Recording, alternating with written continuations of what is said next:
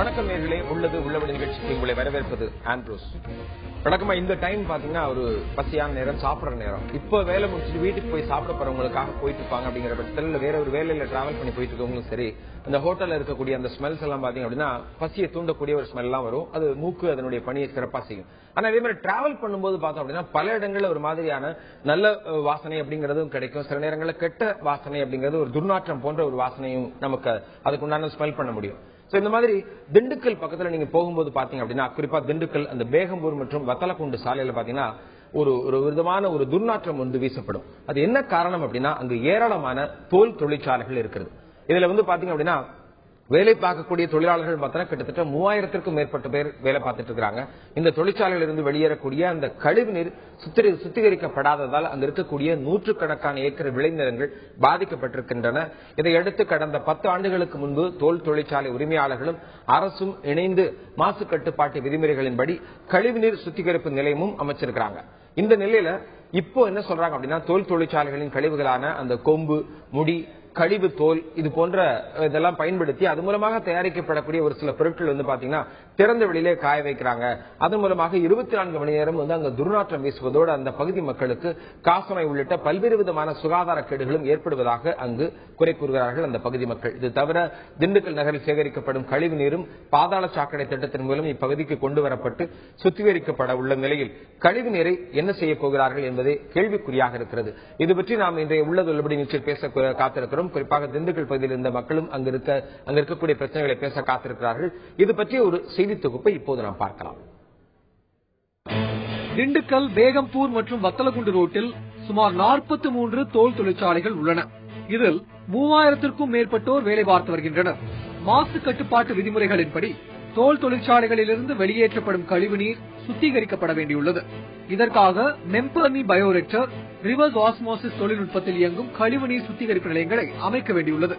இந்த கழிவுநீர் சுத்திகரிப்பு நிலையங்களை அமைப்பதற்கு ஆகும் செலவில் அரசு மானியமாக 50 விழுக்காடு வழங்குகின்றது. மீதமுள்ள செலவை தோல் தொழிற்சாலைகளே ஏற்க வேண்டும். கழிவுநீர் சுத்திகரிப்பு நிலையங்களை அமைக்காத காரணத்தினால் சென்னை உயர்நீதிமன்றத்தின் மாசு கட்டுப்பாட்டு அமர்வு மற்றும் தமிழ்நாடு மாசு கட்டுப்பாட்டு வாரியத்தின் ஆணைப்படியும் மத்திய அரசு தோல் ஏற்றுமதிக்கு விதித்துள்ள பல நிபந்தனைகளால் திருச்சி, திண்டுக்கல் பகுதிகளில் உள்ள பல தோல் பதனிடும் தொழிற்சாலைகள் மூட வேண்டிய நிலையில் உள்ளன. ஒரு 10-15 ஆண்டுகளுக்கு முன்பாக அங்க இருக்கக்கூடிய தொழிற்சாலையின் எண்ணிக்கை அதிக அளவில் இருந்தது. அங்க பாத்தீங்கன்னா 150க்கும் மேற்பட்ட தொழிற்சாலை இருந்தது. அதன் மூலமாக நேரடியாகவும் மறைமுகமாகவும் பயன்பெறக்கூடிய தொழிலாளர்கள் அப்படின்னு பார்த்தோம் அப்படின்னா நிறைய பேர் இருந்தாங்க. அது கிட்டத்தட்ட ஒரு 10,000க்கும் மேற்பட்டவர் இருந்தார்கள். ஆனால் இப்ப அந்த தோல் தொழிற்சாலை அப்படிங்கிறது நலிவடைஞ்சு இப்ப இருக்கக்கூடியது 43 தொழிற்சாலைகள் இருக்கிறது. நேரடியாகவும் மறைமுகமாகவும் அதில் வேலை பார்க்கக்கூடியவர்கள் 3000க்கும் மேற்பட்டவர்கள் அங்க இருக்கிறார்கள். இது பற்றி மதுரை செய்தி அரங்கத்திலிருந்து நம்மோடு இணைகிறார். தோல் தொழிற்சாலை அங்குள்ள தொழிலாளர்களுடைய வாழ்க்கையை தனது நாவலின் மூலமாக, அதாவது தனது எழுத்தின் மூலமாக அப்படியே படம் பிடித்து காட்டியவர். அது மட்டுமல்லாமல் இந்தியாவின் மிகச்சிறந்த விருதுகளில் ஒன்றான சாகித்ய அகாதமி விருதை பெற்ற எழுத்தாளர் மற்றும் வழக்கறிஞர் திரு செல்வராஜ் நம்மோடு இணைகிறார். வணக்கம் திரு செல்வராஜ். அது மட்டும் இல்லாமல் களத்தில் இருந்து திண்டுக்கல் பகுதியில் இருந்து எமது செய்தியாளர் சரவணன் நம்மோடு இணைகிறார். முதல்ல நம்ம சரவணன் கேட்கலாம். சரவணன், இப்போ திண்டுக்கல் பகுதியில நிறைய தோல் தொழிற்சாலை இருக்குங்கிறது இங்க இருக்கக்கூடிய பார்த்துட்டு இருக்க நேயர்களுக்கும் தெரியும். ஆனா அங்க இருக்கக்கூடிய தொழிற்சாலைகள் எத்தனை தொழிற்சாலை இருக்கிறது, அங்க இருக்கக்கூடிய தொழிலாளர்கள் என்ன மாதிரியான வேலைகளை அங்க பார்த்து வருகிறார்கள், இப்ப இருக்கக்கூடிய அந்த பகுதியில் இருக்கக்கூடிய மக்கள் சந்திக்கக்கூடிய முக்கியமான பிரச்சனையாக என்ன, அதை பற்றி சொல்லுங்க. வணக்கம் ஆண்ட்ரோஸ். அதாவது திண்டுக்கல் மாவட்டத்தில் பார்த்தீங்கன்னா திண்டுக்கல் நகரை ஒட்டிய பேகம்பூர் பகுதியில் வத்தலக்குண்டு சாலை இந்த பகுதியில் தான் ஆரம்ப கட்ட காலங்களில் சுமார் 150க்கும் மேற்பட்ட தோல் பதனிடும் தொழிற்சாலைகள் இருந்தது. இந்த தோல் பதனிடும் தொழிற்சாலைகளை பார்த்தீங்கன்னா சுமாரா 10,000க்கும் மேற்பட்டவர் நேரடியாக வேலையில் இருந்தாங்க. இதுல மறைமுக வேலை, அதாவது இது ஒரு உபரி வேலை அப்படின்னு பாத்தீங்கன்னா அதுலயும் மேலும் 10,000க்கும் மேற்பட்டவர் இருந்தாங்க. கிட்டத்தட்ட 26,000 பேர் இந்த தோல் தொழிற்சாலையினால அவங்களோட வாழ்வாதாரத்தை இயக்கிட்டு வந்தாங்க. ஆரம்ப கட்டங்களில் தோல் பதனிடும் தொழிற்சாலையிலிருந்து வெளியேற்றப்படும் கழிவு நீர்கள் முறையாக சுத்திகரிக்கப்படாமல் நிலத்தடி நீரில் கொண்டு போய் விடப்பட்டது. இதன் காரணமாக பொன்னுமாந்தரை, புதுப்பட்டி உள்ளிட்ட பொன்னுமாந்தரை, புதுப்பட்டி பஞ்சாயத்துக்கு உட்பட்ட பகுதியிலான பொன்னுமாந்தரை, புதுப்பட்டி, அந்த குட்டத்துப்பட்டி, குட்டியப்பட்டி, பாறைப்பட்டி உள்ளிட்ட 18 கிராமங்கள் மிகவும் வந்து பாதிக்கப்பட்டாங்க மக்கள். மேலும் வந்து இந்த பகுதியில் இருக்கக்கூடிய விவசாயங்கள் வந்து விவசாய நிலங்கள் தரிசு நிலங்களாக தற்போது இருக்குது. இந்த தரிசு நிலங்கள் மாறுறது வந்து கொஞ்சம் கொஞ்சமா படிப்படியா தான் குறைஞ்சது. நெல், கம்பு, சோளம் உள்ளிட்ட பல்வேறு பயிர்கள் அவங்க பயிரிட்டு இருந்தாங்க. அதெல்லாம் கொஞ்சம் கொஞ்சமா மருவி இந்த உப்புத்தன்மையானது அந்த தண்ணியில சேர விவசாயம் முற்றிலுமாக தற்பொழுது இல்லாத சூழ்நிலை காடுகளாகவே காட்சியளிக்கிறது. தற்பொழுது இப்ப பாத்தீங்கன்னா அதுக்கு தக்கன தொழிற்சாலைகளும் வந்து குறைஞ்சிருக்கு. படிப்படியா குறைஞ்சு இன்னைக்கு 43 தொழிற்சாலைகள் தான் இருக்கு. இந்த சூழ்நிலையில இவங்களோட அந்த கழிவு நீர் இப்ப தற்பொழுது வெளியேற்றப்படும் கழிவு நீர் வந்து பாத்தீங்கன்னா இதை சுத்திகரிக்கிறதுக்கு 2 சுத்திகரிப்பு ஆலைகள் வந்து இங்க இருக்கு திண்டுக்கல்ல. இதை வந்து அந்த டர்னரியில வரக்கூடிய தண்ணீரை இவங்க வந்து முழுமையா சுத்திகரிச்சு தண்ணீரை வெளியேற்றணும் அப்படிங்கிறது அவங்களுக்கு வந்து மாசு கட்டுப்பாட்டு வாரியம் கொடுத்திருக்கிற அறிவுரை. அந்த அறிவுரை பின்பற்றப்படுகிறதா என்பதா இல்ல. அந்த தண்ணீர் பாத்தீங்கன்னா அந்த வத்தலக்குண்டு பிரிவு அந்த சாலை அந்த டர்னிங்ல பாத்தீங்கன்னா ஒரு குளம் இருக்கு. இந்த குளத்துல பாத்தீங்கன்னா இந்த தண்ணியை கொண்டு வந்து விடுறாங்க. இந்த தண்ணி வந்து யாருமே பயன்படுத்த முடியாத மிகவும் தரமற்ற நிறம் வந்து ரோஸ் கலர் நிறம் வந்த தண்ணீரை தான் அந்த குளத்துல போய் தேக்கி வச்சிருக்காங்க. இதுல எந்த உயிரினமும் வாழ முடியாத ஒரு சூழ்நிலை. அதே மாதிரி பாத்தீங்கன்னா அந்த தண்ணி வந்து கழிவு வெளியேற்றும் போது அந்த தண்ணீரும் பாத்தீங்கன்னா மிக மிக மோசமான ஒரு அருவத்தக்க வாடையோட தான் இருக்கு. இதை வந்து அந்த டர்னரியில் அந்த இருக்கக்கூடியவங்க அந்த தோல் சுத்திகரிப்பு ஆலையில் இருக்கக்கூடியவங்க அந்த சுத்திகரிப்பு நிலையத்தில் வந்து தண்ணீரை வந்து எப்பெல்லாம் அவங்களுக்கு தோணுதோ அப்பெல்லாம் எடுத்து விட்டுருவாங்க வெளியில. எப்பயாவது யாராவது வந்து ஒரு செய்தியாளர்களோ அல்ல மற்றவர்களோ சமூக ஆர்வலர்களோ அதை படம் பிடிக்கிறார்கள் என்றால் அதுக்கு தனியா கண்காணிப்புக்கு ஒரு 2 பேர் போட்டுக்கிறாங்க. அந்த மாதிரி சூழ்நிலை அவங்க என்ன பண்ணுவாங்கன்னா டக்குனு அதை ஆஃப் பண்ணிடுவாங்க. இன்னைக்கு கூட வந்து நம்ம இங்க இருக்கிறோம் தெரிஞ்சோன்னா இப்பதான் ஆஃப் பண்ணிருக்காங்க. இந்த மாதிரி சூழ்நிலையில இந்த விஷயம் இந்த மாதிரி வந்து இப்படி மக்கள் பாதிக்கப்படுறாங்க அப்படின்னு தெரிஞ்ச உடனே இது வந்து நம்ம இன்னைக்கு செய்தியா வெளியிடும் அப்படின்னு தெரிஞ்ச உடனே இந்த பகுதி பொன்னுமாந்தரை, புதுப்பட்டி, பூதமரத்துப்பட்டி இந்த பகுதி மக்கள் வந்து இங்க திரண்டு நம்மள்ட்ட அவங்களோட கருத்துக்கள் சொல்றதுக்காக நின்றுட்டு இருக்காங்க. இவங்க எந்த அளவுக்கு இந்த பிரச்சனையை சந்திக்கிறாங்க அப்படின்னா தினமும் ஒருவேளை சாப்பாடு கூட வந்து நிம்மதியாக சாப்பிடவில்லை என்ற ஒரு மிகப்பெரிய ஒரு வருத்தத்தை அவங்க தெரிவிக்கிறாங்க. மேலும் வந்து தங்களது குழந்தைகளுக்கு பல்வேறு தொற்று நோய்கள் வந்து சிறு குழந்தைகளிலே ஏற்படுகிறது அப்படிங்கிற கருத்தை முன்வைக்கிறாங்க. மேலும் வந்து இவங்களுக்கு இன்னொரு பிரச்சனை, அதாவது ஒரு மனிதனுக்கு ஒரு பிரச்சனை ஒரு தடவை வரலாம், ஆனால் வந்து இவங்களுக்கு தொடர்ந்து அடுத்தடுத்த பிரச்சனைகள். எப்படி பிரச்சனைகள் வந்து வருது அப்படின்னா முதல்ல வந்து இந்த டர்னரியில இருந்து வெளியேறக்கூடிய தண்ணீர் கழிவு நீர் வந்து முறையா சுத்திகரிக்கப்படாத சூழ்நிலையில முதல் பிரச்சனை. அதற்கு அடுத்தபடியா இன்னொரு பிரச்சனை இப்போ வந்து இடையில வந்து இப்போ ஒரு 10 வருஷத்துக்கு முன்னாடி வந்திருக்கு. எப்படின்னு பாத்தீங்கன்னாக்கா இந்த மாட்டு தோல்ல இருந்து அந்த தோல்ல இருந்து செய்யக்கூடிய அந்த கழிவுகள், அந்த கழிவுல இருந்து கிடைக்கக்கூடிய அந்த கொழுப்பு தன்மை வாய்ந்த அந்த கழிவுகள்ல இருந்து கூடுதலா வந்து கொம்பு, குழம்பு உள்ளிட்ட பகுதியெல்லாம் எடுத்துட்டு வந்து சேகரிச்சு அதுல இருந்து வஜ்ரம்ன்ற ஒரு பொருளை தயாரிக்கிறாங்க. இப்ப நீங்க பாத்தீங்கன்னாக்கா நமக்கு பின்னாடி இருக்கக்கூடிய அந்த பகுதி தான் வஜ்ரம் தயாரிக்கக்கூடிய பகுதி. இந்த பகுதியில பாத்தீங்கன்னா ஒரு எல்லாமே வந்து எப்பயுமே 24 மணி நேரம் வஜ்ரம் காய்ச்சி கொண்டே இருக்கிறாங்க. இது வந்து அந்த மாட்டோட ஜவ்வு, அந்த கொம்புல இருக்கக்கூடிய ஜவ்வுகள், அந்த கொழுப்பு இதுகளை வச்சு பயன்படுத்துறாங்க. இதுல வெளி மார்க்கெட்ல நல்ல ஒரு காசு இருக்கு அப்படிங்கிறதுக்காக இதை வந்து இங்கிருந்து மட்டும் இல்ல, நம்ம திண்டுக்கல்ல இருக்கக்கூடிய டர்னரியில கிடைக்கக்கூடிய அந்த இதுல மட்டும் இல்லாம வெளி ஊர்கள்ல இருந்து ஈரோடு, வாணியம்பாடி உள்ளிட்ட பல்வேறு பகுதியில இருந்து லாரியா கொண்டு வரதா இவங்க குற்றம் சாட்டுறாங்க. இதற்காக ஒரு 2 லாரிகளை வந்து 2006ஆம் ஆண்டு சிறைபிடிச்சிருக்காங்க. சிறைபிடிச்சு அது பெரிய பிரச்சனை ஆயிருச்சு. அதுக்கப்புறம் வந்து அந்த லாரிகளை திருப்பி எடுத்துட்டு போயிட்டாங்க. இப்ப சமீபத்துல கூட இந்த மக்கள் வந்து மாவட்ட ஆட்சியரை சந்திச்சு பல முறை மனு கொடுத்திருக்காங்க. போன கடந்த 2 மாதங்கள்ல மட்டும் 3 முறை திண்டுக்கல் மாவட்ட ஆட்சியர் நான் வெங்கடாச்சலத்தை சந்திச்சு வந்து இவங்க மனு கொடுத்திருக்காங்க. அந்த மனு கொடுத்ததுக்கு எந்த ரெஸ்பான்ஸ் எங்களுக்கு இல்ல, எந்த ஒரு நடவடிக்கையும் மேல் நடவடிக்கையும் எடுக்கல அப்படிங்கிறது ஒரு குற்றச்சாட்டு இருக்கு. இந்த மக்கள் கூட சந்திக்கக்கூடிய இது 2வது பிரச்சனை. இந்த 2வது பிரச்சனையில என்ன பிரதான பிரச்சனை என்னன்னாக்கா இந்த தோல் கழிவுகளை வந்து கொண்டு வந்து நீங்க கொட்டுறது இல்லாம இதுல இருக்கக்கூடிய அந்த மொய்க்கக்கூடிய ஈக்கள் வந்து பக்கத்துல மிக அருகாமையில தான் ஊர்ல இருக்கு. இந்த ஊர்ல போய் ஒரு குழந்தைய கூட சாப்பிட முடியுது, குழந்தைக்கு சோறு ஊட்டும் போது கூட அதுல ஈயாம வச்சுது அப்படிங்கிற பிரச்சனையில மிகப்பெரிய சவாலை சந்தித்து வருகின்றனர் இந்த பகுதி மக்கள். தொடர்ந்து பேசலாம் சரவணன், தொடர்ந்து பேசலாம். குறிப்பாக ஒருவேளை உணவு கூட தங்களால் நிம்மதியாக சாப்பிட முடியவில்லை, குழந்தைகளுக்கு ஊட்ட முடியல, ஏன்னா அந்த இடத்துல அவ்வளவு ஒரு துர்நாற்றம் வீசுகிறது என்ற ஒரு கருத்தை மனவேதனையோடு சொல்லியிருக்கிறார்கள். குறிப்பா இந்த ஒரு சூழல புதுப்பட்டி, பொன்னிமாந்துறை, பள்ளப்பட்டி, குட்டியப்பட்டி, தோமையாரபுரம், பேகம்பூர், கொட்டாம்பட்டி, குட்டியப்பட்டி இது போன்ற பல்வேறு விதமான அங்க இருக்கக்கூடிய சுத்து வட்டாரத்தில் இருக்கக்கூடிய கிராம மக்கள் அனைவருமே இதன் மூலமாக பாதிக்கிறார்கள் என்ற ஒரு கருத்தை சொல்லியிருக்கிறார். இப்ப நம்ம அரங்கத்தில் இருக்கக்கூடிய மதுரை செய்தி அரங்கத்தில் இருக்கக்கூடிய திரு செல்வராஜ் வழக்கறிஞர் அவற்றை நம்ம கேட்கலாம். ஏன்னா அவர் வந்து குறிப்பா தோல் அப்படிங்கிற தன்னுடைய நாவலுக்காகவே அங்க இருக்கக்கூடிய தொழிற்சாலைகளும் சரி, அங்குள்ள தொழிலாளர்களுடன் சரி அவங்களோட பேசி அவங்களுடைய வாழ்க்கை முறையை கத்துக்கிட்டு அதன் மூலமாக எழுதியவர், அதன் மூலமாக சாகித்ய அகாடமி விருதையும் பெற்றவர். அவற்றை நாம கேட்கலாம். திரு செல்வராஜ், நீங்க சொல்லுங்க. அதாவது அங்க இருக்கக்கூடிய தொழிற்சாலைகள் இருந்து வரக்கூடிய அந்த கழிவு அப்படிங்கிறது, ஏன்னா தொழிற்சாலைகள் உள்ளுக்குள்ள பாத்தீங்கன்னா தொழிலாளர்களும் வேலை பார்க்கறாங்க, அவங்கள்ட்ட நீங்க ரிசர்ச் பண்ணிருக்கீங்க. அந்த தொழிலாளர்களுடைய நிலை எப்படி இருக்கிறது, அதுல இருந்து வரக்கூடிய அந்த கழிவின் வீரியம் என்ன, அதை பற்றி சொல்லுங்க. நான் இப்போ என்னுடைய நாவல் எப்படி எழுதப்பட்டு சொல்றதுக்கு முன்னால இப்போ உங்களுடைய நிருபர் பேர் சொன்ன விஷயத்தை என்னுடைய அபிப்பிராயத்தை சொல்ல வேண்டியிருக்கு. அதாவது வெளியூர்ல இருந்து வாணியம்பாடி இது மாதிரி மாநிலங்களிலிருந்து மாவட்டங்களிலிருந்து கழிவு, தோல் கழிவுகள், மாட்டு கொம்பு இது போன்றவர்களை கொண்டு வந்து திண்டுக்கல்ல கொட்டி அதை காய வச்சு எடுத்துட்டு போறதாக சொல்றாங்க. இது ஏர் பொல்யூஷன், காற்றை கெடுக்கிறது மட்டுமல்ல, தண்ணீரையும் கெடுக்கிறோம், பூமியையும் கெடுக்கிறோம்.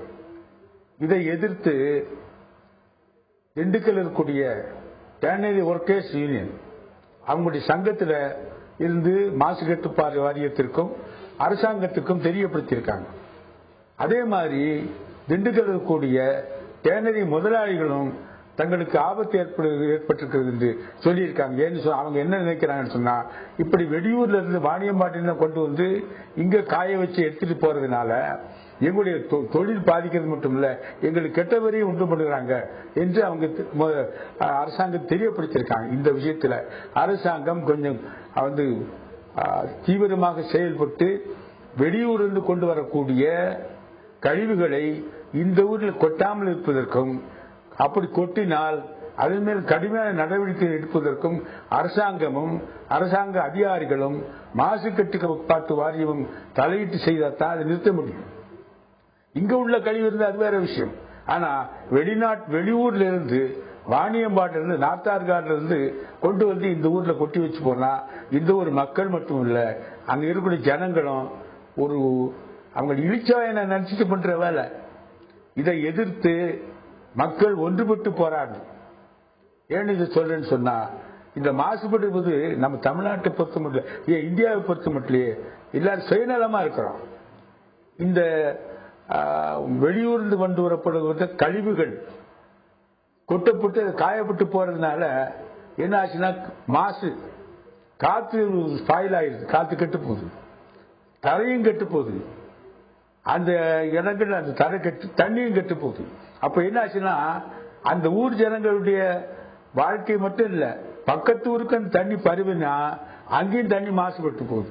காத்து பரவனா திண்டுக்கல் பூராமே அந்த காத்துனால, அசுத்தமான காத்துனால திண்டுக்கல் நகரமே கெட்டு. ஆகவே திண்டுக்கல் மக்கள் வெறுமனே இந்த சம்பந்தப்பட்ட ஊர்களுக்கு சம்பந்தப்பட்ட பிரச்சனைன்னு பார்க்காம இது இந்த சமுதாயத்துடைய பிரச்சனை என்று பார்த்து போராட வேண்டும். அடுத்து என்னுடைய நாவலை பொறுத்த மட்டும் 1930களில் இந்த தொழிலாளிகள் வெறும் அடிமைகளாக இருந்தாங்க. ஒரு தொழிலாளிக்கு ஒரு குழந்தை சிறுபிள்ளைகளையும் 5 வயசு 8 வயசுல இருந்தே அங்க வேலை செய்ய வேண்டி இருக்கும். முறியெழுதி கொடுக்கணும். முறியெழுதி கொடுத்துட்டா ஒரு டேனரியில வேலை செஞ்சா அடுத்த டேனரிக்கு போக முடியாது, இந்த ஊரை விட்டு வெளியூருக்கும் போக முடியாது. இப்படி வெறும் அடிமைகளாக இருந்து அவங்க வாழ்க்கை அப்படியே செமிச்சு போச்சு.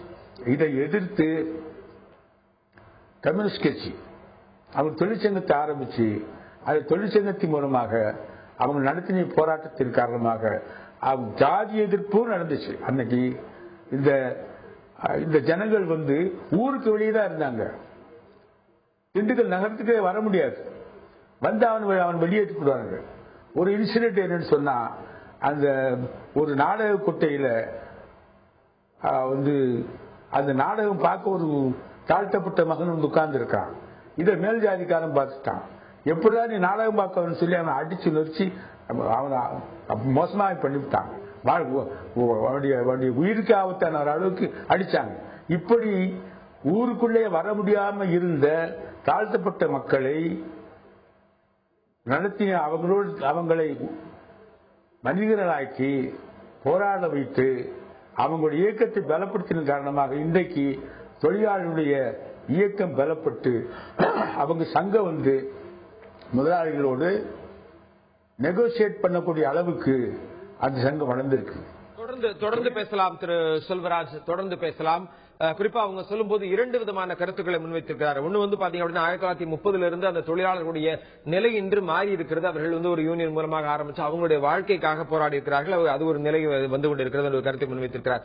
இன்னொன்னு அங்க பாத்தீங்கன்னா அந்த கொம்பு, தோல், இந்த முடி, இது போன்ற வெளி மாவட்டங்களிலிருந்து அதாவது குறிப்பா வடார்காடு அந்த பகுதியிலிருந்து இந்த பகுதியில் வந்து அதை காய போட்டு பண்றதுனால நீர், நிலம், அது மட்டுமல்லாமல் அங்க இருக்கக்கூடிய தண்ணீர், அந்த காற்று, இது எல்லாமே மாசுபடுகிறது என்ற ஒரு கருத்தை முன்வைத்திருக்கிறார். அதன் மூலமாக அந்த பகுதியில் இருக்கக்கூடிய மக்கள் எல்லாருமே சங்கடப்பட்டுக் கொண்டிருக்கிறார்கள், அவர்களுடைய வாழ்வாதாரம் பாதிக்கப்பட்டுக் கொண்டிருக்கிறது என்ற ஒரு கருத்தை முன்வைத்திருக்கிறார். சரவணன் நாம இப்ப கேட்கலாம். சரவணன், இப்போ உங்க கூட சமூக ஆர்வலர்கள் இருக்கிறாங்க, சுற்றுச்சூழல் ஆர்வலர் இருக்கிறாங்க, அவங்க கிட்ட கேட்டு சொல்லுங்க. ஏன்னா அந்த தொழிற்சாலைகளிலிருந்து வரக்கூடிய அந்த கழிவு நீரை வந்து அந்த மாசு கட்டுப்பாட்டு வாரியம் உத்தரவின்படி இப்ப சுத்திகரிப்பு செய்து அந்த ஆலையில் அந்த கழிவு நீர் வெளியேற்றுகிறார்கள் அப்படின்னு சொல்லியிருக்கிறோம். ஆனா அந்த சுத்திகரிக்கப்பட்டு வெளியேறக்கூடிய தண்ணீர்ல எந்த விதமான பிரச்சனையும் இல்லையா? இல்ல அந்த தண்ணீர்ல என்ன மாதிரி பிரச்சனைகள் இருக்கு, அந்த மக்கள் என்ன மாதிரியான பிரச்சனைகளையும் அந்த நிலம் என்ன மாதிரியான பிரச்சனையை சந்திக்கிறது, அதை பற்றி கேட்டு சொல்லுங்க. நிச்சயமாக அதாவது இந்த விஷயங்களை பற்றி நம்மகிட்ட பல்வேறு விளக்கங்களை தருவதற்காக பொன்னுமாந்திரை ஊராட்சி மன்றத்தினோட முன்னாள் தலைவர் வந்து நம்ம கூட இருக்கிறாங்க. அவர்கிட்ட கேட்போம். வணக்கம் சார், அதாவது உங்க பஞ்சாயத்து தலைவராக இருந்திருக்கீங்க. உங்க பஞ்சாயத்துல வந்து கிட்டத்தட்ட 18 கிராமங்கள் வந்து மிகவும் பாதிக்கப்பட்டிருக்கு இந்த கிராம இதனால. எந்த அளவுக்கு இந்த நீர் வந்து பாதிப்பு ஏற்பட்டுச்சு, அவங்க என்ன விஷயங்கள்லாம் சந்திச்சாங்க, அரசு அவங்களுக்கு என்ன மாதிரி உதவிகள் எல்லாம் பண்ணாங்க, இப்ப அவங்களோட நிலை என்ன, உங்களுடைய கருத்து சொல்லுங்க. முதல்ல தந்தி டிவி நேயர்கள் அனைவருக்கும் வணக்கம். நான் ஊராட்சி மன்ற தலைவராக இருந்தப்போ அதிகமான மழை பெஞ்சது 2006. அப்போ வந்து இந்த மழைக்காலங்கள்ல இந்த தோல் சாப்பு கழிவு நீரெல்லாம் அந்த மழை தண்ணியோட சேர்ந்து திறந்து விட்டுருவாங்க. அது வந்து எங்க பகுதியில் தேங்கி நிற்கும். அந்த மாதிரி தேங்கி நின்று எங்க ஆறுகளில் கலக்கிறப்ப நிறைய வந்து நோய்கள் உருவாகும். குறிப்பா சொல்லணும்னா தோல் நோய்கள் அதிகமாக வரும். அது மாதிரி கிட்னி ஃபெயிலியர், அந்த மாதிரி எல்லாம் நிறைய ஸ்டோன், கல்லடைப்பு, அந்த மாதிரி நோய்கள்லாம் அதிகமா வந்தது. அதனால மாவட்ட ஆட்சித்தலைவர் அப்போ வாசுகியமா இருந்தாங்க 2006. அப்போ அவங்கள்ட்ட வந்து இந்த விஷயத்தை நாங்கள் எடுத்துட்டு போனோம். அப்போ பொது மருத்துவ முகாம் ஏற்பாடு செஞ்சு கொடுத்தாங்க. அதே மாதிரி விவசாய நிலங்கள்லாம் ரொம்ப தோல்கள் இந்த இதனால பாதிக்கப்பட்டிருக்கு அப்படின்னு சொல்லி விவசாயிகள் எல்லாம் கேட்டப்போ நிவாரணம் வந்து அதுக்கு அரசு ஒதுக்கி கொடுத்தாங்க. அந்த நிவாரணம் வந்து விவசாயிகளுக்கு முழுசா கொண்டு போய் சேரல. அதனால எல்லா விவசாயிகளும் எங்கள்கிட்ட கோரிக்கை வச்சாங்க. இப்ப நான் தலைவராக இருந்ததுனால அந்த கோரிக்கையை மாவட்ட ஆட்சித்தலைவருக்கு எடுத்துட்டு போனேன். அவங்க சம்பந்தப்பட்ட தாசில்தாருக்கு அதை வந்து அறிவுறுத்தினாங்க. அவங்க எல்லாம் வந்து விசாரணை பண்ணி போதிய அளவு நிவாரணம் கொடுக்கல. ஒரு ஏக்கருக்கு 4000 ரூபாய் 5000 ரூபாய் அப்படிங்கிறது மிக குறைந்த தொகை. அந்த தொகையை வச்சுட்டு நிச்சயமா ஒரு ஏக்கர்ல விவசாயம் செஞ்ச அந்த விவசாயி வந்து சந்தோஷமா சாப்பாடு செஞ்சு சமைச்சு சாப்பிட முடிய ஒரு சூழல் இல்லை. அதனால மிக குறைந்த ஒரு தொகையை தான் நிவாரணமா வழங்கப்பட்டுச்சு. அதே நேரத்துல அந்த தொகையும் முழுமையாக வழங்கப்படல. ஏன்னா பட்டா வந்து தன்னுடைய மூதாதையர் பேர்ல இருக்கிறப்போ அந்த நிலங்கள் வந்து சம்பந்தப்பட்ட யார் இருக்காங்களோ, இப்போதைக்கு யார் உழவடை செஞ்சுட்டு இருக்காங்களோ அவங்க பேர்ல வந்து அந்த பட்டா இல்ல. அந்த மாதிரியான நிறைய பிரச்சனைகள் அப்பங்க இருந்ததுனால அதையும் மாவட்ட ஆட்சித்தலைவர் வந்து கவனத்தில் எடுத்துட்டு செஞ்சாங்க, முயற்சி பண்ணாங்க. பட் ஆனா முழுமையான அளவுல அதை வந்து விவசாயிகளுக்கு நிவாரணம் வந்து சென்று அடையல. மீண்டும் பேசுவோம். அதாவது இவங்க என்ன சொல்றாங்கன்னா, பஞ்சாயத்து தலைவர் சொல்றது அரசு கொடுத்த இழப்பீடுகளை கூட முழுமையா போய் சேரலங்க கருத்து சொல்லியிருக்கிறாரு. நம்மளிடையே வந்து பசுமை ஆர்வலர் ஜேம்ஸ் விக்டர் இருக்காங்க, அவங்கள்ட்ட கேட்போம். சார், நீங்க சொல்லுங்க, இந்த கழிவு நீர்ல என்னென்ன விஷயங்கள், அதாவது இப்ப வந்து சுத்திகரிச்சு போட்டு அனுப்புறதா சொல்றாங்க, ஆனா வந்து சுத்திகரிக்கிறதுன்னு பொதுமக்கள் கருத்து சொல்றாங்க. இப்ப போய்கிட்டு இருக்கக்கூடிய தண்ணிகள் இந்த மாதிரி போயிட்டு இருக்கும்போது நிலத்தடி நீர் பாதிக்கப்பட்டிருக்கு, நீர் மாசுபட்டிருக்கு, காற்று மாசுபட்டிருக்கு. இந்த மாதிரி சூழ்நிலையில அதுல என்னென்ன மாதிரி விஷயங்கள்லாம் இருக்கு, அதுல என்னென்ன மாதிரி நச்சுப்பொருள்லாம் கலந்துருக்கு சொல்றாங்க. உங்களுடைய கருத்து என்ன? குறிப்பா திண்டுக்கல் மாவட்டத்தில் இருக்கக்கூடிய தோலாலைகளால பெருவாரியான நிலங்கள் பாதிக்கப்பட்டிருக்கு. நான் இதை ஒரு 3 பகுதியா பிரிக்க பார்க்கிறேன். ஒன்று வந்து இந்த துறையில வேலை செய்யக்கூடிய தொழிலாளர்களுடைய பிரச்சனை ஒன்று, இன்னொன்று வந்து இங்க இருக்கக்கூடிய இந்த பகுதியில் இருக்கக்கூடிய விவசாயிகளுடைய பிரச்சனை ஒன்று, இன்னொன்று இந்த தோலை நுகர்வு செய்யக்கூடிய வெளிநாட்டில் இருக்கக்கூடிய அந்த நுகர்வு மக்களையும் இது பாதித்திருக்கிறது என்று நான் சொல்கிறேன். குறிப்பாக இன்றைக்கு இந்த தொழிற்சாலையில வேலை செய்கிறவர்களுக்கு எந்த விதமான தொழிற்சாலை அந்த சட்டங்களும் விதிமுறைகளும் பின்பற்றப்படவில்லை. குறிப்பாக சொல்ல வேண்டும் என்று சொன்னால் இதற்கான ஒரு கோட் ஆஃப் கான்டக்ட், அதாவது நன்னடத்தை விதிகள் எதுவுமே இல்லை. எப்படி வேண்டுமானால் தொழிற்சாலை நடத்திக் கொள்ளலாம், எப்படி வேண்டுமானாலும் கூலி கொடுத்துக் கொள்ளலாம் என்ற நிலை ஒன்று இன்றைக்கு இருக்கிறது.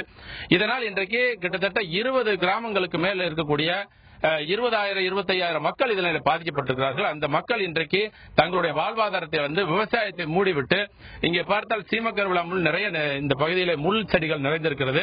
இதுபோன்ற 18 கிராமங்கள் இன்றைக்கு முழுமையாக தங்களுடைய விவசாயத்தை இழந்துவிட்டு அவர்கள் எல்லோரும் மாற்று தொழிலை நோக்கி நகருக்கு சென்றிருக்கிறார்கள்.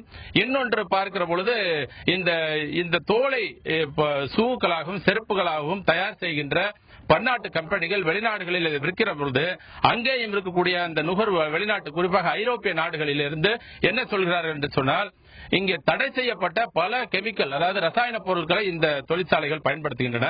இது தவிர்க்கப்பட வேண்டும். அண்மையிலே காந்தி கிராமத்தில் கூட 2 ஆண்டுகளுக்கு முன்பாக இதை இயற்கை வழியில எப்படி இதை மாற்றி எளிமையான முறையில நிலத்திற்கும் விவசாயத்திற்கும் நீருக்கும் பாதுகாப்பான முறையில் எப்படி இதிலிருந்து சாயம் தயாரிக்கலாம் என்று சொல்லி இந்த தோல் கழிவிலிருந்து சாயம் தயாரிக்கிறது, இயற்கையான முறையில சாயம் தயாரிப்பதற்கான பல முயற்சிகளை மேற்கொண்டார்கள். எனவே இன்றைக்கு இந்த ரசாயன முறைகளை முழுமையாக தடுக்க வேண்டும். இதனால் இன்றைக்கு வாழ்வாதாரம், நிறைய மக்களுக்கு வாழ்வாதாரம் இழந்திருக்கு. குறிப்பாக பெண்களும் குழந்தைகளும் அதிகமாக பாதிக்கப்படுகிறார்கள். இங்கே வந்திருக்கக்கூடிய பெண்கள் பார்த்தால் இங்கே இந்த பூதமரத்துப்பட்டி கிராமத்திலே அதிகமான பெண்கள் குழந்தைகளோடு வந்திருக்கிறார்கள். நான் பார்க்கிற பொழுது குழந்தைகள், இங்கே பிறக்கிற குழந்தைகளுக்கும் சரி, இங்கே இருக்கக்கூடிய தாய்மார்களுக்கும் பல்வேறு விதமான நோய் சம்பந்தம் வந்திருக்கிறது. குறிப்பாக நரம்பு மண்டலம் பாதிக்கப்பட்டிருக்கிறது, தோல் வியாதிகள் அதிகமாக இருக்கிறது, சுவாச மண்டலத்திலே பெரும்பாலான பாதிப்புகளை அவர்கள் சந்தித்து வருகிறார்கள். எனவே இந்த தோல் தொழிற்சாலைக்கு என்பது இன்றைக்கு இங்கே சுத்திகரிப்பதாக சொல்வதும் அது ஒரு போங்கான வேலையாக, அது ஒரு ஏமாற்று வேலையாகத்தான் இருக்கிறது. இவர்கள் இந்த பொதுமக்கள் திரண்டு மாவட்ட ஆட்சித்தலைவரிடத்திலோ அல்லது மாசு கட்டுப்பாட்டு வாரியத்திலோ ஒரு புகார் மனுவை தெரிவித்தால் ஒரு சின்ன நடவடிக்கை, அவர்கள் சொல்வதற்காக ஒரு நடவடிக்கை நடக்கும், அதோடு அவர்கள் விட்டு விடுவார்கள். எனவே இது தொடர்ச்சியான ஒரு போக்கு, மக்களுக்கு ஒரு நிரந்தர தீர்வை நோக்கி இதை நடத்த வேண்டும். எனவே இந்த மீண்டும் பேசுவோம். அதாவது சொல்ற கருத்து கேட்டிருப்போம். அடுத்து வந்து நம்மள்ட்ட பாட்டாளி மக்கள் கட்சியின் மாநில துணை பொதுச் செயலாளர் வந்து இருக்காங்க, அவங்கள்ட்ட நம்ம கேட்போம். வணக்கம் ஜஸ்டின் திரவியம், நீங்க சொல்லுங்க, உங்க ஏரியா நீங்க வாழ்ந்து கொண்டிருக்க பகுதி அப்படிங்கிற மாதிரி சூழ்நிலையில அனுமந்தராயம் கோட்டை அப்படிங்கிறது அந்த பொன்னுமாந்திரை புதுப்பட்டியை நெருங்கிய பகுதி. உங்கள் பகுதியில் விவசாயம் எந்த அளவுக்கு பாதிக்கப்பட்டிருக்கிறது, உங்க பகுதி மக்கள் எந்த அளவுக்கு பாதிக்கப்பட்டிருக்கிறாங்க? அதாவது இந்த திண்டுக்கலை ஒட்டி இருக்கக்கூடிய பொன்னுமாந்திரை மற்றும் பல்லவட்டி ஆகிய 2 ஊராட்சி கிராமங்களும், அதே போன்று அதை ஒட்டி சுற்றி இருக்கக்கூடிய 20க்கும் மேற்பட்ட கிராமங்களிலே நிலத்தடி நீரானது முழுக்க மாசுபட்டு குடிக்க உகந்த தண்ணீராக இல்லை என்பது ஒரு முக்கியமான விஷயம். இந்த பொன்னுமாந்திரை புதுப்பட்டி கிராமத்தையும் பல்லவட்டி ஆகிய 2 ஊராட்சி கிராமங்களையும் திண்டுக்கல் நகராட்சியுடைய ஒரு குப்பை கிடங்கா மாத்திட்டு இருக்காங்க. முதல்ல தோலாலை கழிவுகளால் பாதிக்கப்படுறது ஒரு பக்கம் இருந்தாலும் கூட பாதாள சாக்கடை அப்படிங்கிற ஒரு திட்டத்தை கொண்டு வந்து இந்த பாதாள சாக்கடையிலிருந்து வரக்கூடிய கழிவு நீர்கள் எல்லாமே இந்த பகுதியில் தோலாலை ஒட்டியுள்ள அந்த கழிவுநீர் சுத்திகரிப்பு ஆலை பக்கத்திலேயே இதை சுத்திகரித்து அதோடு சேர்ந்து தண்ணி வெளியேற்றுவதாக திட்டமிட்டிருக்கிறார்கள். இது மிக மோசடியான விஷயம் என்பதுதான் கருத்து. அடுத்த கட்டமாக இந்த திண்டுக்கல் நகராட்சியில் சேகரிக்கிற குப்பைகளை இதே பகுதியிலே கொண்டு சேகரித்து வைத்து அந்த குப்பைகளை இங்கே சுத்திகரிக்க போரும் என்று நகராட்சியானது முடிவெடுத்திருக்கிறது. ஆக மொத்தத்திலே இந்த பகுதியிலே தோலாலை கழிவுகளால் மாசுபட்டிருக்கிறது, இரண்டாவதாக பாதாள சாக்கடை கழிவுநீரால் மாசுபட்டிருக்கிறது, மூன்றாவதாக திண்டுக்கல் நகராட்சி குப்பைகளை இங்கே சுத்தப்படுத்தும் என்று கூட்டியிருக்கிறார்கள். எனவே இந்த பகுதியானது திண்டுக்கல் நகராட்சி ஒரு குப்பை கிடங்காக மாறிக்கொண்டிருக்கிறது. எனவே இதுக்கு எதிராக மக்கள் போராடிக் கொண்டிருக்கிறார்கள். ஏறக்குறைய 50 ஆண்டு காலமாக போராடிக் கொண்டிருக்கிறார்கள். மாவட்ட நிர்வாகமோ அல்லது அரசியல் கட்சியினரோ இதை ஒரு பொருட்டாவை மதிப்பதில்லை என்பது என்னுடைய கருத்து. இதை தேசிய பசுமை தீர்ப்பாயம் விஷயத்தை கவனத்தில் எடுத்துக்கொண்டு இதை தன்னிலையாக வந்து இதை ஆய்வுக்கு எடுத்துக்கொண்டு ஒரு சரியான தீர்ப்பை வழங்க வேண்டும் என்று நாங்கள் கோரிக்கை விடுக்கிறோம். நிச்சயமாக, அதாவது அவங்க சொல்ற கருத்து வந்து பசுமை தீர்ப்பாயம் வந்து நேரடியாக ஆய்வு செய்ய வேண்டும், அரசு ஆய்வு செய்ய வேண்டும் என்ற கருத்தை அவர் முன்மொழிகிறார். தொடர்ந்து பேசலாம் சரவணன், தொடர்ந்து பேசலாம். குறிப்பா அங்க இருக்கக்கூடிய மக்கள், அங்க இருக்கக்கூடிய சமூக ஆர்வலர்கள் அவங்க சொன்ன ஒரு கருத்து என்னன்னா, இந்த பிரச்சனையை ஒரு 3 பகுதியாக பிரிக்கிறார்கள். ஒன்று அங்க இருக்கக்கூடிய தொழிலாளர்களுடைய பிரச்சனை, இன்னொன்று அங்க இருக்கக்கூடிய விவசாயிகள், ஏன்னா விவசாயிகளுடைய நிலங்கள் பாதிக்கப்பட்டுக் கொண்டிருக்கிறது என்ற ஒரு கருத்தை முன்வைத்திருக்கிறார்கள். அதே நேரத்தில் வந்து அந்த பகுதியில் இருக்கக்கூடிய மக்கள் அவர்களும் பாதிக்கிறார்கள் என்ற ஒரு கருத்தை முன்வைத்திருக்கிறார்கள். இப்ப நம்ம மதுரை செய்திரங்கத்தில் இருக்கக்கூடிய திரு செல்வராஜ் அவங்ககிட்ட நான் கேட்கக்கூடிய கேள்வி, சார் இது போன்ற ஒரு 3 விதமான பிரச்சனைகளை சொல்லியிருக்கிறாங்க. ஒன்னு தொழிலாளர்களுடைய பிரச்சனை அப்படின்னு சொல்லிருக்காங்க. அதுல நீங்க அந்த தொழிலாளர்களை பத்தி பார்க்கும்போது அந்த தொழிலாளர்களுடைய பிரச்சனையை முக்கியமா முத பேசுவோம். நம்ம அந்த தொழிலாளர்கள் என்ன மாதிரியான பிரச்சனைகளை சந்திக்கிறார்கள்? ஏன்னா அந்த தோல் அந்த கழிவுநீர் பயன்படுத்துறதுனாலே அந்த நிலங்கள் மாசுபடுகிறது, அந்த நீர் காற்று மாசுபடுகிறது நம்ம பாக்குறோம். அப்ப அந்த தோல் தொழிற்சாலை வேலை பார்க்கக்கூடிய அந்த தொழிலாளர்களுடைய நிலை எப்படி இருக்கிறோம், அது பற்றி சொல்லுங்க.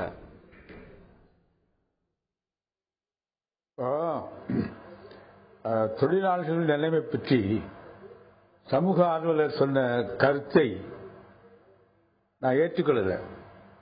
ஏன்னு சொன்னா 30 இன்றைய காலகட்ட வரையில் அந்த தொழிலாளர்கள் அவருடைய தலைவர்கள் நடத்திய போராட்டத்தின் காரணமாக, சங்கம் வைத்து நடத்திய போராட்டத்தின் காரணமாக அவருடைய அடிமைத்தனம் ஒழிஞ்சிருக்கு. மட்டுமில்லாம சம்பளமும் உயர்ந்திருக்குது, போனஸ் வரைக்கும் வாங்குறாங்க. அவங்களுடைய சங்கத்தின் மூலமாக இன்றைக்கு முதலாளிகளோடு பார்கெயின் பண்ணக்கூடிய அளவுக்கு அவர்கள் வந்து பலம் பெற்றிருக்கார்கள். இந்த விஷயத்தை நாம் கணக்கில் எடுத்துக்கொள்ளணும். ஒரேடியா மோசமா போயிட்டான்னு சொல்ல முடியாது. ஆனா பார்கெனிங் ஸ்டேஜ் வந்திருந்த போதிலும் கூட அந்த தொழிலில் ஈடுபட்டிருக்க தொழிலாளிகளுக்கு பாதுகாப்பான கவசம் போன்ற பாதுகாப்பு கருவிகள் கொடுக்கப்படலை. அதற்கான நடவடிக்கைகள் எடுக்கப்பட வேண்டும் என்பதுதான். அது அவங்க சங்கத்தின் மூலமா தான் செய்வாங்க. சங்கங்கள் அந்த வந்து பலமா நடந்துட்டு இருக்குது. அது மட்டுமல்ல, இது மெக்கனைஸ் பண்ணப்பட்டிருக்கு. இப்போ அது யந்திரமாகப்பட்டது காரணமாக பல தொழிலாளர்கள் ரிட்ரெஞ்ச் பண்ணிருக்காங்க, வேலை இழந்திருக்கிறாங்க. தொழிலாளர் அதனால குறைஞ்சிருக்கு. இது ஒரு பக்கம் தொழிலாளர்களுடைய. ஆனா அன்றைக்கு இந்த தோல் பதிலும் தொழிலாளிகளுடைய வேலையை பொறுத்த மட்டும் தோல் அன்னைக்கு ஒரு தோலை 17 ஒரு மாசத்துக்கு மேல ஆகும். அப்போ பட்டையும் கடுக்கா இது போன்ற இயற்கையான பொருட்களை வச்சு தான் பதம் பண்ணாங்க.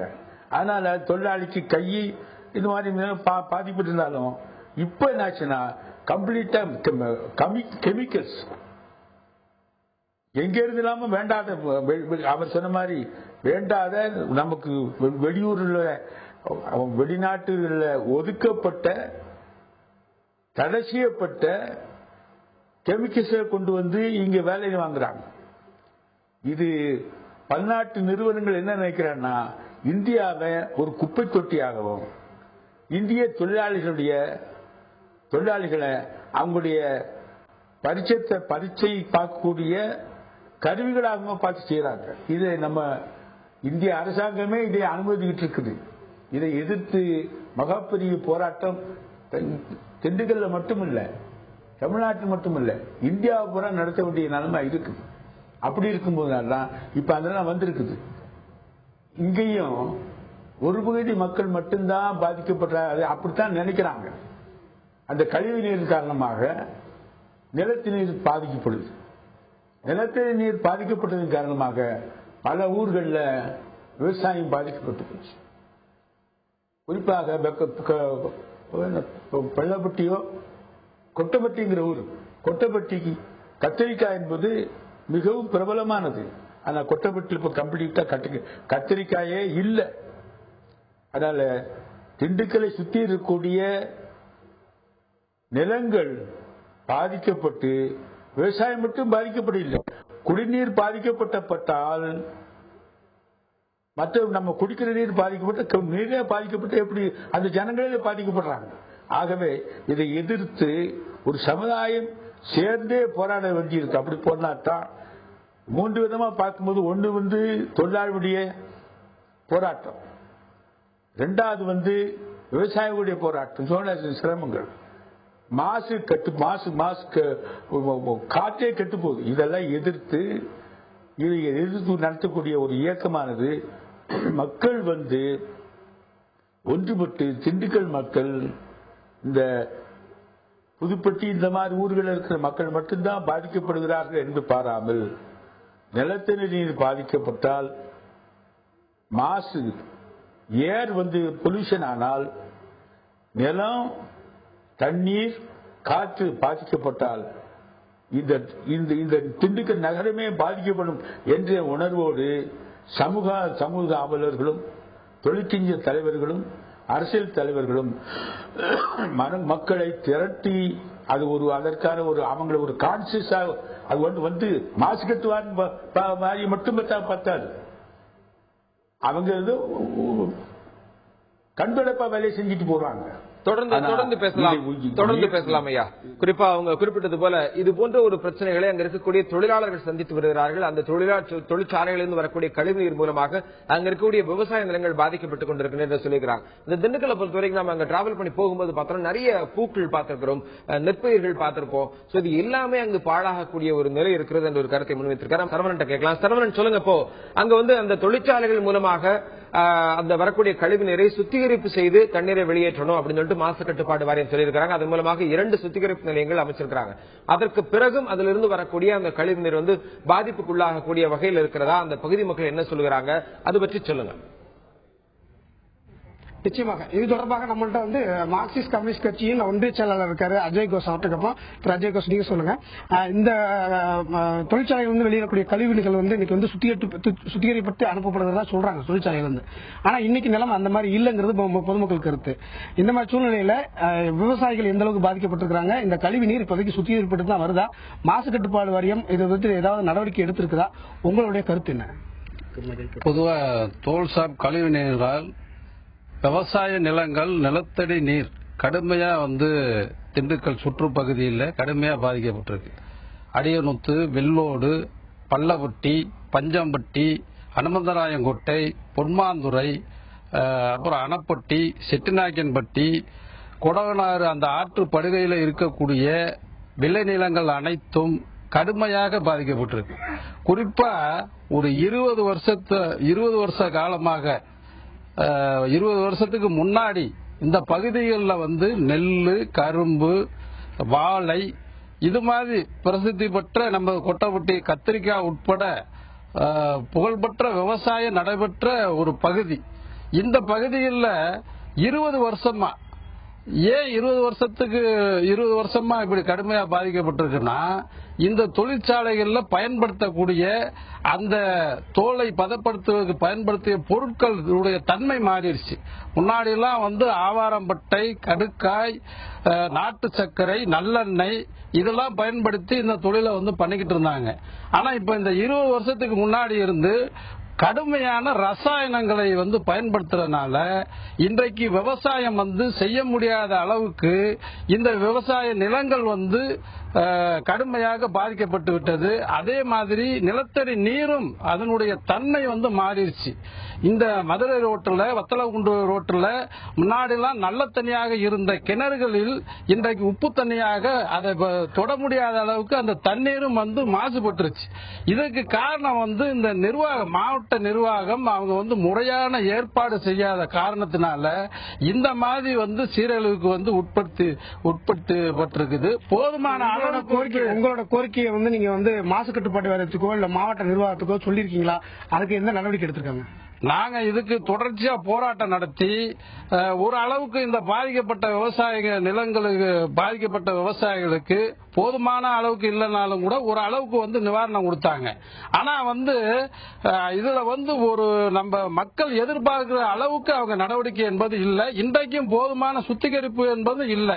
நாங்க என்ன சொல்றோம்னா, இந்த பாதிக்கப்பட்ட இந்த விளை நிலங்கள்ல பாதிக்கப்பட்டாச்சு, இதுக்கு மேல இதுல என்ன ஒரு விவசாயம் பண்ண முடியும், ஒரு மாற்று விவசாயம் என்ன பண்ண முடியும்னு இதை மண் மாதிரி எடுத்து நீங்க இதுல விவசாயம் பண்றதுக்கு ஏற்பாடு பண்ணணும். மாவட்ட ஆட்சியார்கிட்ட நாங்க 2-3 மாவட்ட ஆட்சி அந்த கலெக்டர்கிட்ட விவசாய சங்க பிரதிநிதி மூலமா நாங்க கோரிக்கை வச்சோம்.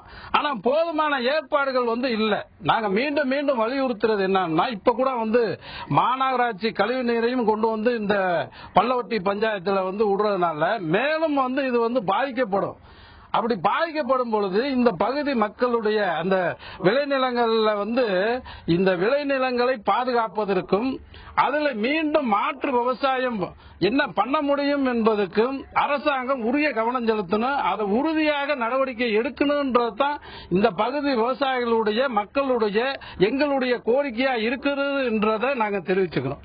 மீண்டும் பேசுவோம். அப்ப அஜய்கோ சொல்றது கருத்து என்னன்னா, பால்பட்டு போனது ஆனா இப்ப பால்பட்டு போனாலும் அந்த பால்பட்ட பூமியில என்ன விளைவிக்க முடியும் அப்படிங்கறது ஒரு மண் மாதிரி எடுத்து ஒரு ஆராய்ச்சி செஞ்சு அதுல வந்து மேலும் பல விவசாயங்கள் செய்யறதுக்கு நடவடிக்கை எடுக்கணும் அப்படின்னு சொல்லிருக்காங்க. இப்ப ஏஐடிசி பிரதிநிதி ஒருத்தவங்க இருக்காங்க, ஜெயமணின்னு சொல்லி, அவங்கள்ட்ட கேட்போம்.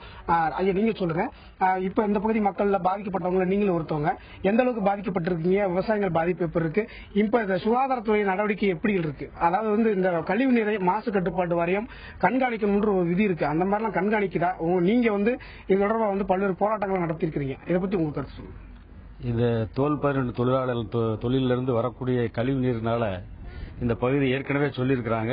கழிவு நீர்னால ஏற்பட்டிருக்கக்கூடிய பாதிப்பு ஒரு 20 ஆண்டுகளுக்கு மேல கடுமையா பாதிச்சிருக்கு. இங்கே தோல் பயிர் தொழிலில் இருக்கக்கூடிய இந்த ஆலை நிர்வாகங்கள் வந்து பல்வேறு கட்ட நடவடிக்கைக்கு பின்னால இவங்க இங்க இருந்து மாற்றி ஆம்பூர், வாணியம்பாடி பக்கம் சில ஆலைகளை இங்க இருந்து கொண்டு போயிருக்கிறாங்க.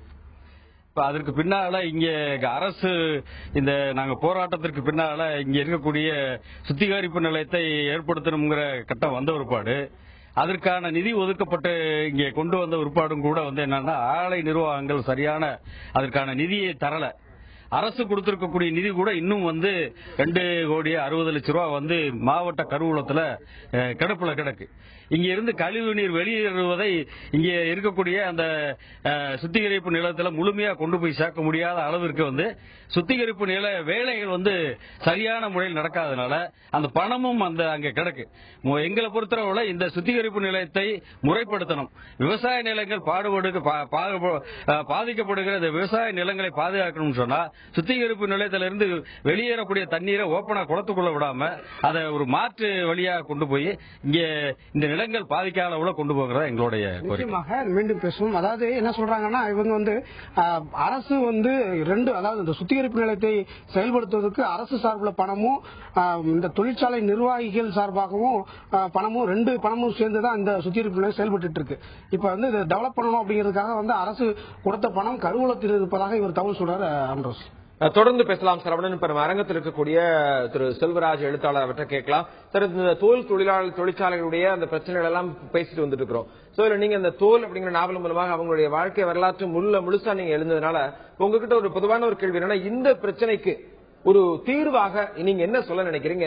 என்ன செய்தால் இந்த பகுதி மக்களும் சரி அங்க இருக்கக்கூடிய தொழிலாளரும் சரி பாதிக்கப்படாமல் இருப்பார்கள் என்பதை பற்றி சொல்லுங்க. இது ஒரு நீண்டகால பிரச்சனை.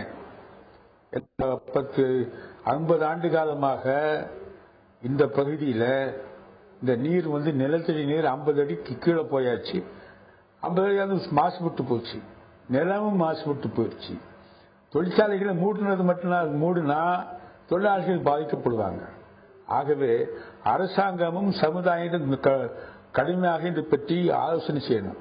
அரசாங்கம் என்ன பண்ணலான்னு சொன்னா, அஜாய்கோ சொன்ன மாதிரி அந்த மண்ணை எடுத்துக்கொண்டு போய் ஆராய்ச்சி செய்து இதில் என்ன விவசாயம் செய்யலாம் அப்படிங்கிற ஒரு முடிவுக்கு அந்த விவசாயிகளிடத்தில் அதை கொடுத்தா நிலங்கள்ல அவங்க விவசாயம் பண்ணலாம். மட்டுமல்ல, அந்த கீழே இருக்கிற தண்ணீருக்கு பாருங்க, அது மாசுபட்டு போச்சு, குடிக்க முடியாது. அப்ப அந்த தண்ணீரை எப்படி சுத்தமான தண்ணீர் ஆக்குவதற்கும் நிலத்தை எப்படி பண்படுத்துவதற்குமான முயற்சிகளை அரசாங்கம் தான் செய்யணும். அரசாங்கம் அது மட்டும் இல்ல, இந்த சுத்திகரிப்பு நிலையங்கள் உருவாக்குறது மட்டும் போதாது, சமுதாயமும் அதன் மேல மக்களும் அதை பற்றி ஒரு அக்கறையோடு இருக்கணும். எங்கள் இடத்துல இப்ப நேரத்தில் கொண்டு வெளியூர்ல இருந்து கொண்டு கொட்டுறான், பார்த்துட்டு உட்கார்ந்து அந்த மனங்கள் சட்டம் போட்டுக்கிட்டு இருக்கிறாங்க. இதை அரசாங்க நிர்வாக கலெக்டரும் ஆர்டிஓவும் மாசு கட்டுப்பாட்டிய தலைவர்களும் பார்த்துட்டே உட்கார்ந்துருக்காங்க. அதனால வெறும் மனு கொடுத்தா மட்டும் போதாது, இதை எதிர்த்து கடுமையான போராட்டங்கள் பண்ணாதான் இன்னைக்கு இருக்க நிலைமையாவது மாற்ற முடியும். இன்னைக்கு புதுசா கொண்டு இந்த ஜனங்களை திரும்ப அதாவது ஜினியாப்புக்கு மாதிரி அவங்களுடைய ஆராய்ச்சிக்கு இதுகளை பயன்படுத்தக்கூடிய நிலைமை இருக்கு பாருங்க. இதை எதிர்த்து அந்த இத்தனை கிராமங்கள் பாதிக்கப்பட்டிருக்கு. ஆகவே இத்தனை கிராமத்து மக்களும் ஒன்றுபட்டு நின்று ஒரு முடிவுக்கு இதை எதிர்ப்பதற்கான வடிவுகளை ஆராய்ந்து ஒன்றுபட்டு நின்று அவங்க போராட்டினாத்தான் விவசாய நிலங்களை சரியா விவசாயம் பண்ண முடியும். தொடர்ந்து பேசலாம் திரு செல்வராஜ். 20க்கும் மேற்பட்ட அந்த கிராமங்கள் ஒன்றுபட்டு இணைந்து அவர்கள் போராட வேண்டும் என்ற ஒரு கருத்தை முன்வைத்திருக்கிறார்கள். அவருடைய பாதிப்பு கண்டிப்பாக நிறுத்தப்பட வேண்டும் என்ற ஒரு கருத்தை முன்வைத்திருக்கிறார்கள். இப்ப நம்ம களத்திற்கக்கூடிய சரவணன் பேசலாம், செய்தியாளர் சரவணன். இப்ப உங்க கூட விவசாயிகளும் சரி மக்களும் இருக்கிறாங்க, அவங்க அதிக அளவில் பாதிக்கப்பட்டு அந்த பாதிப்பை நேரடியாக சந்தித்தவர்கள். அவங்ககிட்ட கேளுங்க என்ன மாதிரியான பிரச்சனையை அவங்க சந்திச்சுட்டு இருக்கிறாங்க, அவங்களுடைய கருத்துக்களை கேட்டு சொல்லுங்க. நிச்சயமாக ஆண்ட்ரோஸ், அதாவது நம்ம இந்த மாதிரி ஒரு நிகழ்ச்சி நடக்க போகுதுன்னு தெரிஞ்சோன்னா இங்க இருந்த மக்கள் எல்லாம் அந்த கிராம மக்கள்ல யாருமே வீட்டு வேலையெல்லாம் செய்யல, எல்லா வேலையும் விட்டுட்டு சாப்பாடுகள் ஆக்கல, சாப்பாடு மதியம் சாப்பிடணும்னு சொல்லிட்டு நான் சொன்னாங்க. அவங்கள இப்ப வரிசை நிக்கிறாங்க, அவங்கள்ட்ட கேட்போம், பெண்மணிகள் நிக்கிறாங்க, கேட்போம். சொல்லுங்கம்மா, நீங்க எந்த அளவுக்கு இந்த தோல் கழிவுகளால் பாதிக்கப்பட்டிருக்கீங்க? அதாவதுங்க சார், இங்க முடிய கண்டு ஜவ்வு முடி எல்லாமே கொண்டாந்து கொட்டி லேடிஸ்களுக்கு மார்பக புற்றுநோய், கர்ப்பப்பை நோய், மஞ்சக்காமால, குழந்தைங்களுக்கு வாந்தி வைத்தால, இது எல்லாமே 5 பேர் இறந்திருக்காங்க. அது இல்லாம 2 பேர் ஹாஸ்பிட்டல்ல இருக்காங்க. இது நிரந்தரமா இது காலி பண்ணணும். வஜனம் காய்ச்சறதுல இருந்து முடி அந்த இது மகளம் கொட்டுறதுல இருந்து எல்லாத்தையுமே நிரந்தர முடிவை எடுத்துடணும் சார். இது எங்களுக்கு இது ஒரு விடிவு காலமா இருக்கணும். எங்களுக்கு இது மாதிரி இதை கொட்டவே கூடாது. நிச்சயமாக நீங்க சொல்லுங்கம்மா. சார் இங்க வந்து புற்றுநோய் தான் அதிகமா வந்துட்டு இருக்கு. நாங்க எவ்வளவோ மாவட்ட ஆட்சியர்கிட்ட கொடுத்துட்டோம். ஆனா எந்த நடவடிக்கையுமே எடுக்கல. 2 தடவை வந்து ஆபீசர் வந்து பார்த்துட்டு போனாங்க. 3 நாள் கெடு கொடுத்துருக்கோம் எடுக்கிறேன்னு சொன்னாங்க. இதுவரை வந்து எந்த இதுவுமே எடுக்கல நடவடிக்கை. நாங்க சொன்னதுக்கு வந்து எந்த ரெஸ்பான்ஸுமே கொடுக்கல. இதுக்கு வந்து ஏதாவது நடவடிக்கை எடுக்காட்டி நாங்க வந்து கண்டிப்பா போராட்டம் பண்ணுவோம். நிச்சயமாக ஒரு கல்லூரி மாணவருக்கு அவங்கள்ட்ட பண்ணி சொல்லுமா.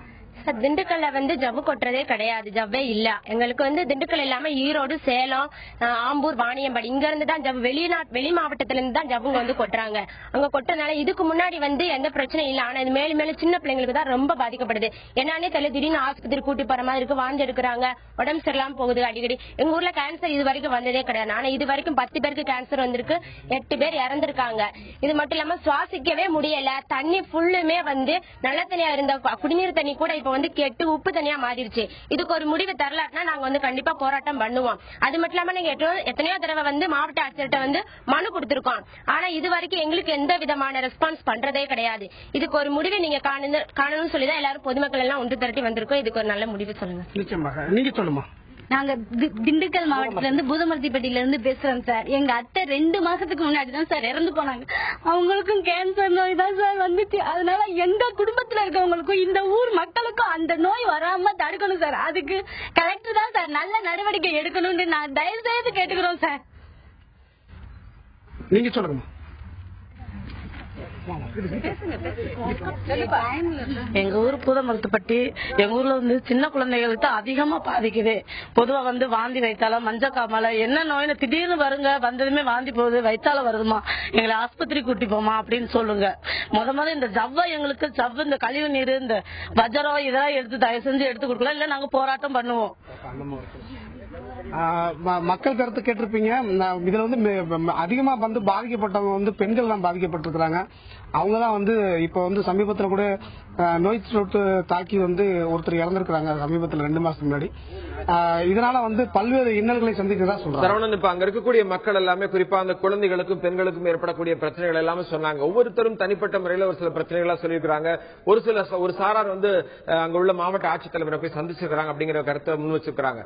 அந்த பாதிக்கப்பட்ட ஒட்டுமொத்த அந்த 20 கிராமத்திற்கும் மேற்பட்ட மக்கள் ஒன்றாக சேர்ந்து அதற்கு உண்டான போராட்டங்கள் எதுவும் பண்ணிருக்காங்களா, இல்ல வேறு என்ன அடுத்த கட்ட நடவடிக்கைகள் என்ன செய்திருக்கிறாங்க, அது பற்றி கேளுங்க. நிச்சயமாக. அதாவது இந்த 20 கிராம மக்களும் வந்து ஒன்று சேர்ந்து இதுவரைக்கும் போராட்டம் பண்ணல. அந்தந்த கிராம மக்களும் அந்தந்த அவங்க பிரச்சனையை வந்து போகும்போது அந்த கிராம மக்கள் மட்டும் தான் போய் கேட்டிருக்காங்க. 20 கிராமம் இன்னும் ஒன்று சேரல. அந்த ஒன்று சேர்றதுக்கான முயற்சிகளில் பொன்னுமாந்திரை பகுதி மக்கள் வந்து ஈடுபட்டு இருக்கிறதா நமக்கு தகவல் சொல்லியிருக்காங்க. இது தொடர்பாக வந்து நம்ம இந்த பூதமருத்துப்பட்டியில் இருக்கக்கூடிய ஒரு முக்கிய பிரமுகர் ஒருத்தர், அவர்கிட்ட கேட்போம். நீங்க சொல்லுங்க, இந்த 20 கிராம மக்களும் சேராம தனித்தனியா போய் எல்லாமே போராடிட்டீங்க. இந்த 20 கிராமம் ஒன்று சேர்த்து போராட்டம் பண்ணக்கூடிய சூழ்நிலையில இருக்கீங்களா? உங்களோட முடிவு இப்ப அடுத்த கட்ட நடவடிக்கை என்ன எடுக்க போறீங்க? நாங்க வந்து சார் அடுத்த கட்ட நடவடிக்கை வந்து இந்த 20 கிராம மக்களும் வந்து ஒன்று சேர்ந்து இப்ப வந்து இது வந்து பல்லவட்டி பஞ்சாயத்தை தான் வந்து எல்லா கழிவுகளையுமே இந்த பல்லவட்டி பஞ்சாயத்துல தான் கொட்டுறாங்க. சுத்தி பாத்தீங்கன்னா இப்ப இங்க நான் பேசிக்கிட்டு இருக்கேன், பின்னாடி பாத்தீங்கன்னா உங்களுக்கு தெரியும் சார், புகை வந்துகிட்டே இருக்க. இங்க வந்து சுவாசிக்க முடியல. இங்க பக்கத்துல இருக்க பேட்டி எடுக்கிற சார் கூட வந்து மூக்க பிடிச்சிட்டு தான் நின்றுட்டு இருக்காங்க. இதனால வந்து பெண்கள் வந்து இதோட ரொம்ப பாதிச்சுட்டாங்க சார். ஒவ்வொரு பெண்களுமே பயப்படுறாங்க. இது வரைக்கும் 10 பெண்களுக்கு வந்து புற்றுநோய் வந்திருக்குது. அதனால வந்து நம்மளுக்கு என்ன வந்துருமோ அப்படின்ற ஒரு அச்சத்திலேயே இருக்காங்க. மாவட்ட நிர்வாகமும் இதை கண்டுக்கிறது மாதிரி இல்ல, பொல்யூஷன் கண்ட்ரோலும் இதை வந்து கண்டுக்கிறது மாதிரி இல்ல. கொடுத்த மனுவுக்கு வந்து எந்த ரெஸ்பான்ஸுமே கொடுக்க மாட்டாங்க சார். நாங்க வந்து இதை வந்து அனைத்து 20 கிராமங்களும் ஒன்று சேர்ந்து அடுத்த கட்ட போராட்டமா வந்து பஸ் மறியல் பண்ணலாம் அப்படின்ட்டு எங்களுடைய இதுல வந்து நாங்க எங்க ஊர்ல பேசியிருக்கோம். அதுக்கு எல்லா மக்களும் வந்து ஒத்துழைப்பு தரேன்னு இருக்காங்க. நீங்க வந்து இதை தந்தி மூலமா இதை வந்து மாவட்ட ஆட்சியர் வந்து சொல்ல தகவலுக்கு அவங்க சொல்ல தகவல் வந்து இதுவும் வந்து ஆரம்ப கட்டத்துல தான் இருக்கிறாங்க. இவங்க வந்து இன்னும் வந்து அந்த விஷயங்கள்ல வந்து இப்ப வந்து எல்லா கிராமங்களும் கொண்டு போல. இப்பதான் கொஞ்சம் கொஞ்சமா விழிப்புணர்வு அடைந்து ஒன்று சேரும் ஒரு எண்ணத்தில் உள்ளனர். அன்ரோஸ் தொடர்ந்து பேசலாம். சரவணன் குறிப்பிட்டது போல அங்க இருக்கக்கூடிய மக்கள் ஒவ்வொருவரும் தன்னுடைய கருத்துக்களாக பதிவு செய்திருக்கிறார்கள். அதாவது எப்பொழுதுமே இயற்கைக்கு மாறாக செயற்கைக்கு வரும்போது கண்டிப்பாக பிரச்சனைகள் வரும். அந்த பிரச்சனையை நாம் சந்தித்து வந்து கொண்டிருக்கிறோம். அதை பல்வேறு விதமான நம்மளுடைய அன்றாட வாழ்வில் நாம் அனுபவிச்சுட்டு இருக்கிறோம். இதுல என்ன பண்றாங்க அப்படின்னா, அவங்க ஆவாரம் பட்டை, கடுக்காய், நாட்டு சர்க்கரை போன்று இயற்கையான ஒரு பொருட்களை வைத்து அந்த தோல் பதனிடும் தொழிற்சாலை முன்னாடி அதை செய்தப்பவே அது போன்ற பிரச்சனைகள் வந்து பாதிப்புகள் வந்து குறைந்த அளவில் இருந்தது என்று சொல்லியிருக்கிறார்கள். ஆனா இன்னைக்கு ரசாயன பொருட்களை வைத்து அந்த தோல் தொழிற்சாலை நடக்குது. அதன் மூலமாக வரக்கூடிய அந்த கழிவு நீரை சுத்திகரிப்பு செய்து வெளியே வரக்கூடிய அந்த தண்ணீர் கூட பாதிப்பை ஏற்படுத்துகிறது என்றால் சுத்திகரிப்பு செய்யாமல் வரக்கூடிய தண்ணீர் எவ்வளவு பாதிப்பை ஏற்படுத்தியிருக்கும் என்ற ஒரு கருத்தை நிலைப்படுத்துகிறார்கள். குறிப்பாக குழந்தைகளுக்கு சுவாச கோளாறு மட்டுமல்லாமல் பெண்களுக்கு மார்பக புற்றுநோய் மட்டுமல்லாமல் தோல் சம்பந்தப்பட்ட பல்வேறு விதமான நோய்கள் அங்கு வேலை பார்க்கக்கூடிய தொழிலாளர்களுக்கும் சரி அந்த பகுதி மக்களுக்கும் சரி இருந்ததை அந்த பகுதி மக்களை கண்ணீரோடு தெரிவித்தார்கள். அதை நம்ம கேட்டோம்.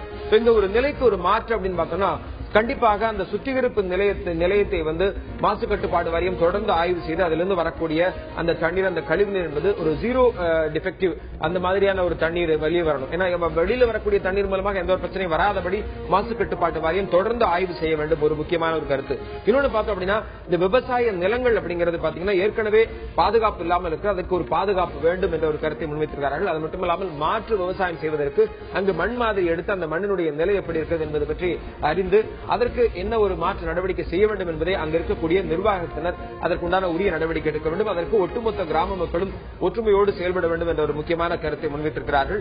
இதுபோன்ற இயற்கை மாசுபடக்கூடிய இந்த தொழிற்சாலைகள் தேவையா என்று பார்த்தோம் என்றால் அங்க இருக்கக்கூடிய பொதுமக்களுடைய வாழ்வாதாரமே பாதிக்கப்படுகிற நிலை இருக்கிறது என்ற ஒரு கருத்தை முன்வைத்திருக்கிறோம். இதற்கு பங்கு பெற்ற நமது எழுத்தாளர் மற்றும் வழக்கறிஞர் திரு செல்வராஜ் அவர்களுக்கும் நமது களத்தில் இருந்து பேசிய இந்த செய்தியாளர் சரவணன் அவர்களுக்கும் அங்கு பங்கு பெற்ற சமூக ஆர்வலர், விவசாயிகள், பசுமை ஆர்வலர்கள், கட்சி பிரமுகர்கள் மற்றும் முன்னாள் தலைவர் மற்றும் பார்த்த நேயர்கள் அனைவருக்கும் நன்றி தெரிவித்துக் கொண்டு மீண்டும் ஒரு உள்ளதல் அப்படின்னு சந்திப்போம். நன்றி, வணக்கம்.